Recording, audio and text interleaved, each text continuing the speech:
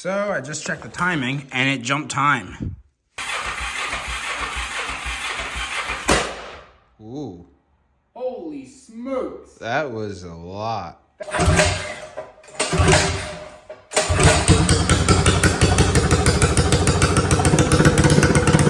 Welcome back to YouTube. It's Mini Metal Fab. Yep. Working on the Kraken again, and Not off to a great start. no. I might have blowed it up. We're gonna have to inspect their top end. Yeah. I was doing the pool and it died in the middle of the pool. And then when we fired it back up, making like a ticking sound, it sounds like it's coming from the top end. So like valve cover area. So I'm wondering if we busted a valve or a rocker or something happened to the cams. Timing chain maybe. I don't know. Maybe I broke a chain, timing chain tensioner, or like timing chain like sliders. I'm not sure. But everything's so old, so we're gonna have to, unfortunately, take the valve cover off, and it might not be possible with the engine in the frame. We're gonna try, but it's so tight up in here. I'm not sure if we'll have enough room to lift it up and over off the cams and get it out. So we're gonna have to take the cooling system off, gas tank, vent breather system, spark plug's gotta go. Gotta drain all the coolant and move some of the wiring out of our way. And then we might be able to get our valve cover off and see what's going on in there.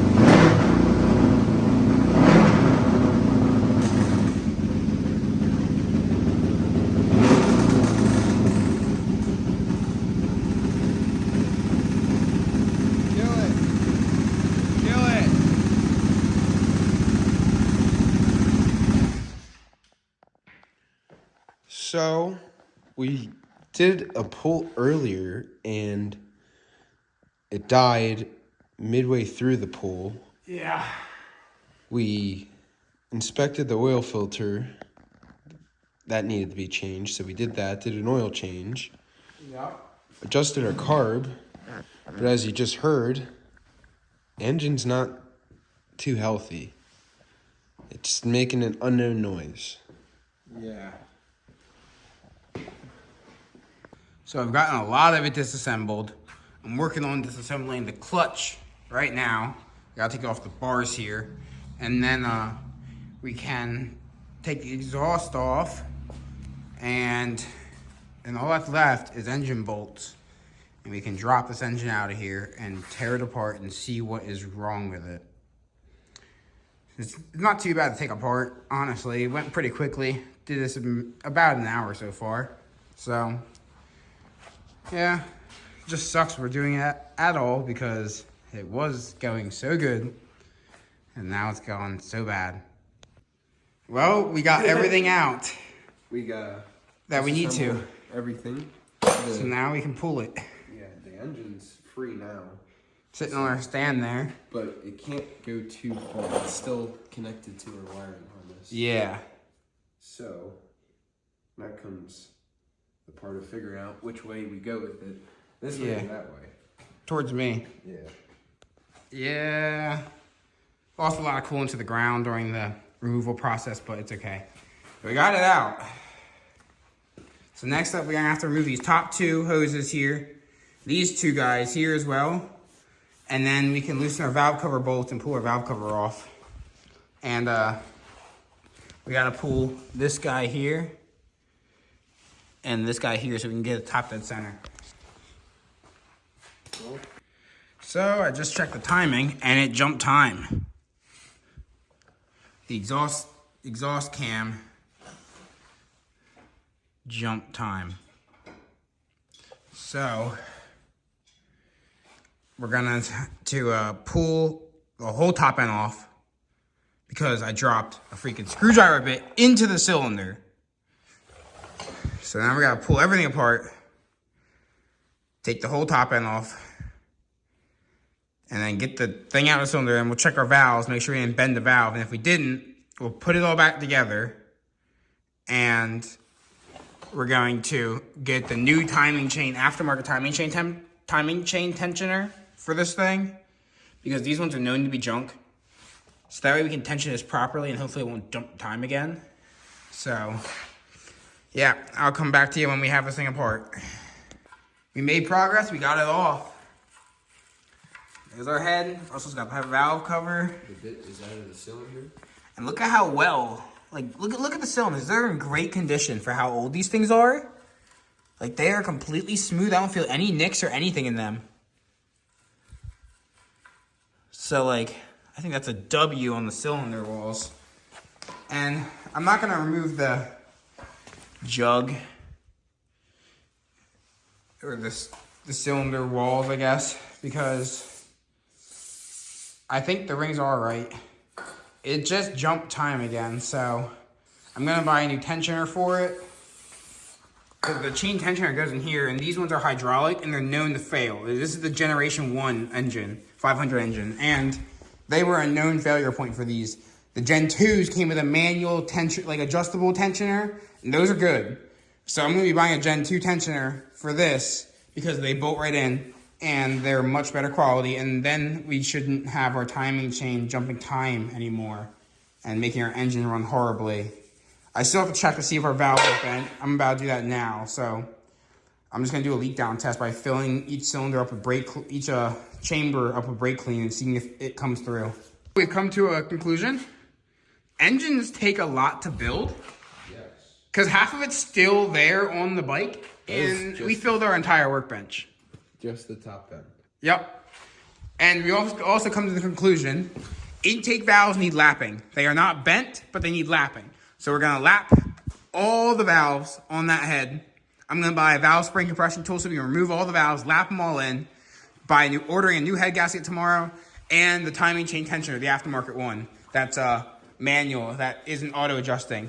So then once all that shows up, we can do the valves, we can do the head gasket, retime the engine, retension the timing chain, and then put it all back together. And by then, our new carb should be here so we can do the dual carb swap and start tuning for that instead of the single carb, which will be a huge performance gains. So stay tuned for all that. We'll see you when all these parts show up. It's probably going to be a week or so until they get here. So we're just going to have to put this on hold and start our next build. I have valve grinding compound, a magnet stick, and valve spring removal tool. I'm going to pull each one of these valves out one by one and lap them all in to make them all seal really good. And I don't have the suction cup tool that's normally used because I couldn't find one in store and I forgot to order one online. So I'm going to just try using the magnet because these valves are magnetic. So I don't see why I couldn't just magnetize it on and off we go. So first thing I'm going to do is I'm going to clean up the heads here actually with a wire brush and some brake clean and stuff and make them look better. I got one exhaust valve lapped in and reinstalled already. This tool makes it so easy. All you do is you find the right size cap that fits your valve's caps right here, and then you just thread it on, get a post to extend it to the bottom against your valve, and then you just crank it down until you can get the little tiny clips out of there. There's 2 clips. Pop them out with a magnet and a screwdriver, and then you just loosen it up, pull the springs off, and you can pull your valve out and lap it in. So I'll come back when I have the valve ready to be pulled out. So there's the 2 clips. Here's our springs. There's 2 of them with this cap and a valve. You just push it right out, just like this. As you can see, the seats on these are pretty rough. Look at all the pitting on that. So then all you do is you get your valve, and right around that shiny-ish ring there, you want to put some valve lapping compound all the way around it, and you pop it back in, and you just push against the bottom and twirl it back and forth, pick it up in and out, and then just keep twirling it just for like, you know, a minute or so, and then pull it out, clean it all off, and check it to make sure it all looks evenly worn all the way around and it looks clean, and you should see a nice dull ring all the way around your valve. This is what you want to see. Nice even grind all the way around. Our head gasket came in. I copper coated it, and now I'm torquing it down. We got our timing chain hung up so it can't fall in, and we're jumping around, torquing them. They have to get torqued to 38 foot-pounds. Right now they're all at 30, so we got about 8 foot-pounds to go, and then we can start reinstalling our cams with the timing chain and timing this thing. Top end is torqued down. We got our head torqued, spec, so now we can start installing our cams. We have it in top dead center for second cylinder, the letter C, which is this one here. So if you're looking left to right, it'd be number 2. And then this is our intake cam. Our exhaust cam's over there still, but we're gonna get the intake cam in and timed, and then we'll get the exhaust one in and timed as well. So if you wanna have the dot facing straight up, and you have the IN with this dash parallel with the surface of your head here. And that's how you know it's timed right. While this is on the IC, or the dash with the C. Intake cam is timed. Dots up and down. You see the little IN right there, the line, flat with the head. Exhaust cam, flat. It's not gonna be perfect flat because it's not sitting in here yet. It won't, because this cam is pushing on the valves. So you have to actually put the caps on for the tighten down and put the tensioner in.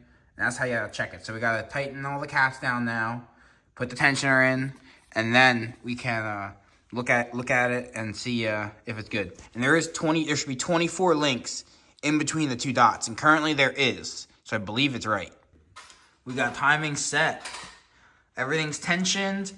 We got the tensioner in. Everything's locked in place, looking good. So now we gotta set our valve lash on all the valves. So we gotta do this cylinder first, then we gotta rotate the top dead center on this cylinder so we can do this one next.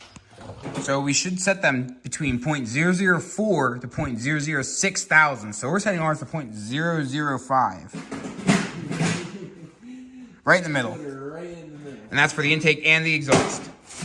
So we got this side both set. This is super easy on this engine because it's just like a 212, just more of them.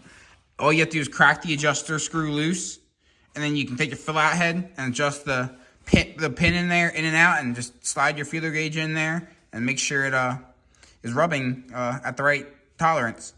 And then you lock it back down, and you do the same for the other side.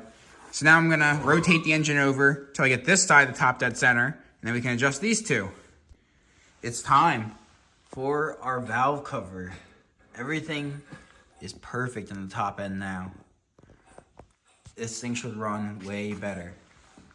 I would like to add some sealant to the valve cover, but I don't know if what I have is gonna work, so I might just not. I don't know. After the side. It's all back together. Valve cover is on, looking incredible. Coolant lines are on. PCV system's on.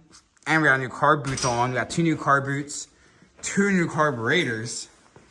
And yes, these are the Amazon ones. I'm not about to spend $600 in carbs for an engine I paid $200 for. That's just stupid. So these will work good enough for right now. And we can always upgrade in the future if we decide we want it to run better, or if it's not running right or whatever. But for now, this will work. It's gonna flow a lot better and make a lot more power with 2 carbs than 1. And they're 2 32mm carbs. We'll have to tune it and jet it, obviously, but it should, once we get it dialed in, it should be a lot faster, a lot more responsive, a lot snappier. And we also have a dual throttle cable from a Banshee. We're gonna be installing on these, so that way these will be synced perfectly to our single twist throttle. So, yeah, stay tuned. Tomorrow we're gonna put the engine back in the frame and connect everything we gotta connect. Get our fuel system going, cooling system going again, exhaust, all that fun stuff, chains. And then we'll fire it up and see how it runs, and then tune the carbs a bit and take it for a test ride. We got the engine back in. We started putting things together. We got the brake and the shifter all hooked up and all that good stuff. Engine bolts are all tightened down. Wiring's all hooked back up. And we did a little modifications to the wiring. Because we're deleting our intake manifold that we made, and that is what had the key and our kill switch and our start button on it. So I got handlebar controls. Here's our on off now. And then this is our start button right there. And then our key is gonna mount somewhere up here, I'm thinking. I haven't decided yet where the key is gonna finally go. I gotta put the gas tank and the radiators and all that stuff on so I can see where I have room. I am taking both carburetors apart so I can check jetting in them, because I want to make sure it's the same for one, and I want to make sure it's not going to be too lean right off the bat, because I know the stock 32 millimeter carbs ran like 105 main jet and a 35 to 38 pilot. So I'm looking for probably around the same jetting to start, and then we'll be able to go from there. If we need more fuel or less fuel, we can fine tune it, because I have a million jets. Just look at how many jets I have. These will all fit into these carburetors. So many options. And then we have the drill bits too, if we have to drill them out, which I highly doubt we will with the dual carb setup. That was just because we were running one carb. These will not need to feed as much fuel. Look at this. Dual carbs are on. I upped the jets, one size for each pilot and main, because it was at a 32 for the pilot and a 130 for the main. So we went to a 140 for the main, and we went to a 35 for the pilot. We might still need to up the pilot to a 38 or 40, but it should be pretty close. It should at least fire up like this, and we should be able to at least try it to get a reading on our spark plugs. But look at this. I got the throttle cable hooked up, and look at how perfect this works. It fits right in here. This is right underneath the gas tank. This is where our gas tank's gonna sit. All the wires will be tucked in here, and then these couple wires will come out the front, in front of the gas tank for our handlebar switches. But look at this. Let's try to get a good angle here.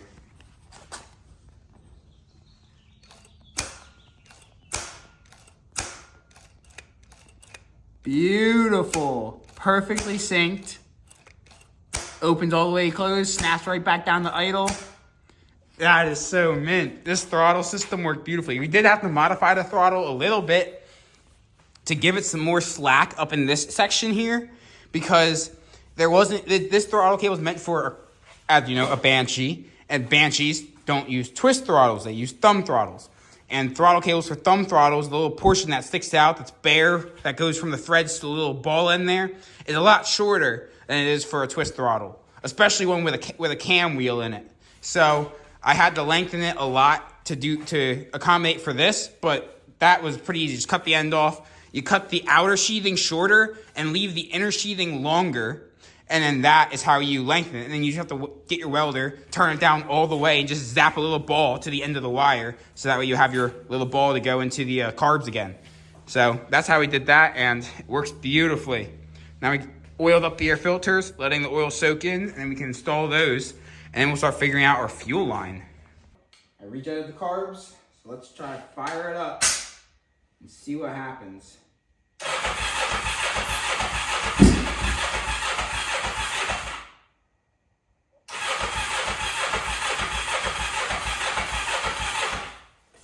Let's put the battery on the charger so it doesn't die. It will.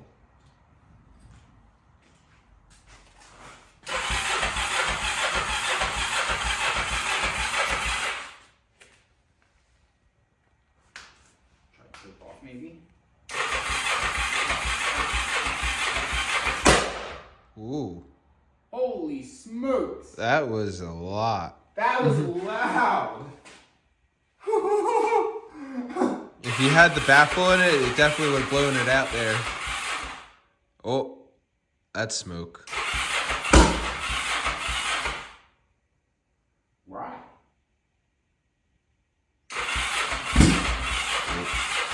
Is it still lean, you think? I don't know. You have to jump over it now because batteries are dead. Alright.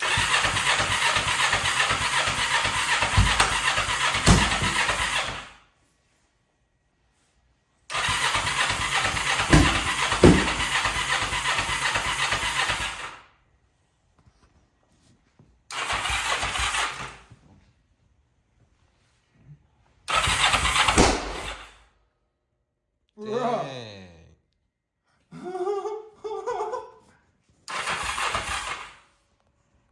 That was wild.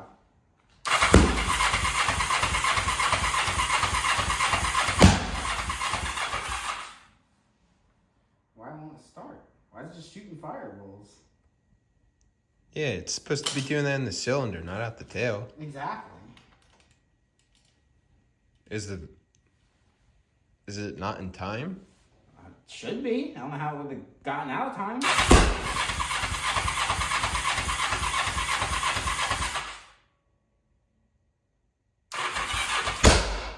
Dang. Why is it doing that? Is it too lean? I just upped the jets though.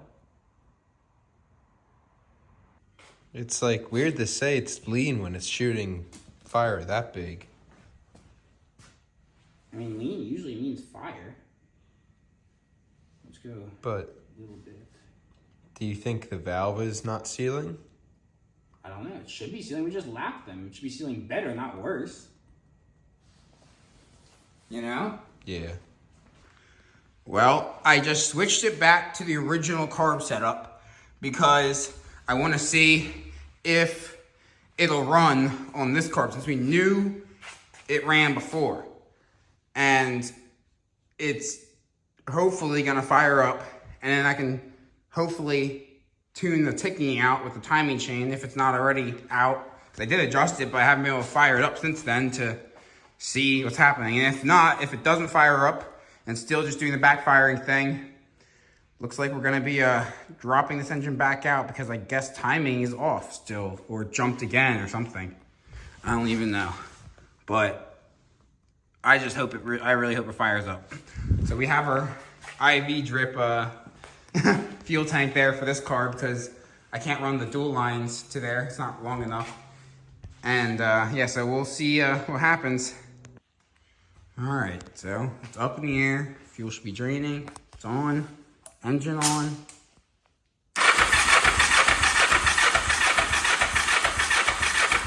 Oh wait, that's not throttle. This is throttle. Duh.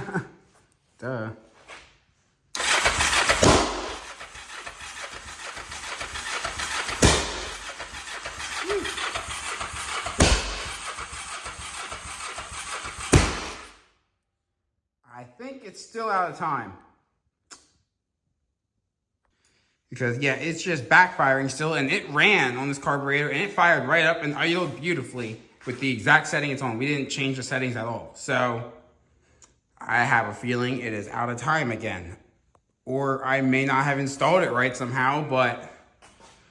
because you can't even check with the engine in here, so I have to pull the whole thing back out. So, this sucks. And on Sunday, I might be buying a new 500 engine.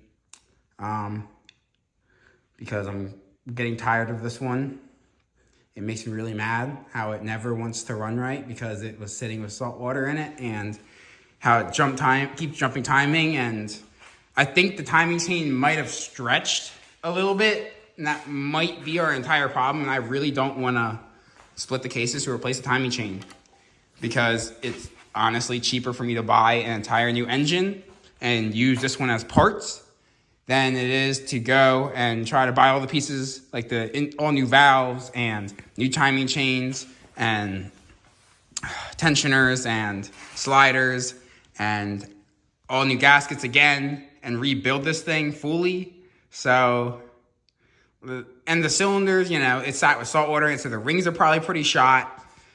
So I think I'm gonna end up buying a new 500, and then we'll just use all the good parts from this one, like my brand new clutch plates, the refinished valve cover, all the new gaskets that are in this thing, the new carbs and everything, and we'll use this wiring with the new block.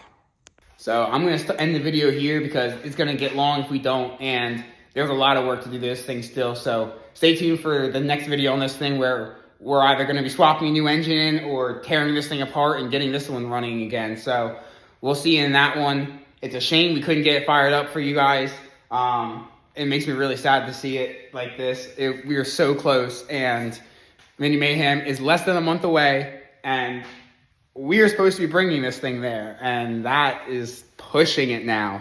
Yeah, so we hope you enjoyed the video. Like, comment, subscribe, and it really helps us out, gets us more followers and subscribers, and gets more views on the videos, and it's free for you guys. So stay tuned for the next video. God bless.